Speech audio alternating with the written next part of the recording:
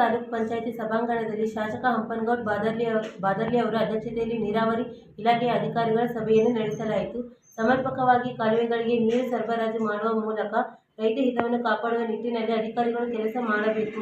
ಜೊತೆಗೆ ನೀರಾವರಿ ಇಲಾಖೆಯ ಕಟ್ಟುನಿಟ್ಟಿನ ಕಾಯ್ದೆಗಳ ಕುರಿತು ರೈತಾಪಿ ಜನರಲ್ಲಿ ಜಾಗೃತಿ ಮೂಡಿಸಬೇಕು. ಅಂದಾಗ ಮಾತ್ರ ರೈತರು ಜಾಗೃತರಾಗುತ್ತಾರೆ ಎಂದರು. ಜೊತೆಗೆ ನೀರಾವರಿ ಇಲಾಖೆ ಮುಖ್ಯ ಅಧಿಕಾರಿ ಸಿಇ ಶಿವಶಂಕರ್ ರವರನ್ನು ತರಾಟೆಗೆ ತೆಗೆದುಕೊಂಡು ತಮ್ಮ ಇಚ್ಛೆ ಅನುಸಾರ ಗೇಜ್ ತೀರ್ಮಾನ ಕೈಗೊಳ್ಳಬಾರದು, ನಿಯಮಗಳು ಅನುಸಾರ ನೀರು ಸರಬರಾಜು ಮಾಡಬೇಕು ಎಂದು ತಿಳಿಸಿದ್ದರು. ಈ ವೇಳೆ ತಾಲೂಕು ಪಂಚಾಯಿತಿ ಕಾರ್ಯನಿರ್ವಾಹಕ ಅಧಿಕಾರಿ ಚಂದ್ರಶೇಖರ ಸೇರಿದಂತೆ ನೀರಾವರಿ ಇಲಾಖೆಯ ಅಧಿಕಾರಿಗಳು ಭಾಗವಹಿಸಿದ್ದರು.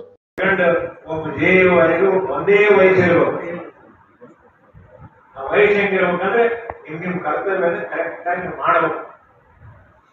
ರೈಟಿಂಗ್ ಬರೀ ಎಲ್ಲ ಏನಿದ್ರು ಅವ್ರು ರೆಸ್ಪಾನ್ಸಿಬಲ್ ಇರ್ತಾರೆ. ನಿಮ್ ಕೆಲಸ ನೀವು ಕಂಟ್ರೋಲ್ ಮಾಡಿ ಕೆಳಗೆ ನೀರು ಕಳಿಸಂತ ಕೆಲಸ ಆಗ್ಬೇಕು. ಇಷ್ಟೆಲ್ಲ ವ್ಯವಸ್ಥೆ ಮಾಡಿಕೊಡ್ಬೇಕು, ನೀರು ಆಗಂಗ ಆಯ್ತು. ಲಿಫ್ಟ್ ಚಾಲು ಆಯ್ತು, ಲಿಫ್ಟ್ ಕೇಳ್ಬೇಕು. ಅಟ್ಲೀಸ್ಟ್ 90% ನೀರು ಬಂದಾಗ ನಾಗೋದಾದ್ರೆ ತೃಪ್ತಿ ಆಗ್ಬೇಕಲ್ಲ. ನಿಮ್ಗೆ ಎಷ್ಟು ಕೆಳಗೆ ಒತ್ತಡ ಇರ್ತದೆ ನೀರು ಕಳಿಸೋದು, ಆ ಒತ್ತಡ ಕಡಿಮೆ ಆಗಿರುತ್ತೆ ನಿಮಗೆ. ನೀವು ಇನ್ನೂ ತೃಪ್ತಿ ಆಗಿಲ್ಲ, ಕಳವರು ತೃಪ್ತಿ ಆಗಿಲ್ಲ ಅಂದ್ರೆ ಮಾಡಿ ಉಪಯೋಗ ಇದೆ.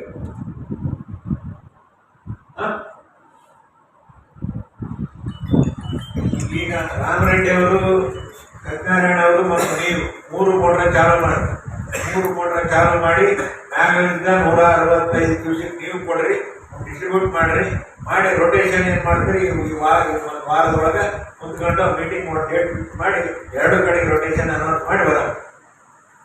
ಬಟ್ ಅದು ನೀರು ಆ ಕೆನಾಲ್ ನೀರು ಬರೋದಕ್ಕಿಂತ ಮೊದಲು ಇದನ್ನ 3 ಮೋಟರ್ ಚಾಲು ಮಾಡಿ ಎಷ್ಟು ಕ್ಯೂಸೆಕ್ ಕರೆಕ್ಟ್ ಡ್ರಾ ತಗೋದು ಲೆಕ್ಕ ಬೇಕು.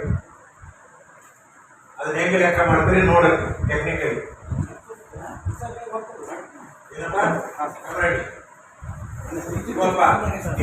ನೀವು 34 ಮಂದಿ 3 ಮೋಟರ್ ಚಾಲು ಮಾಡಿ ಕೆನಾಲ್ ನೀರು ಇರ್ಲಾರ್ದಾಗೇನೆ ನೋಡ್ರಿ ನೀವು.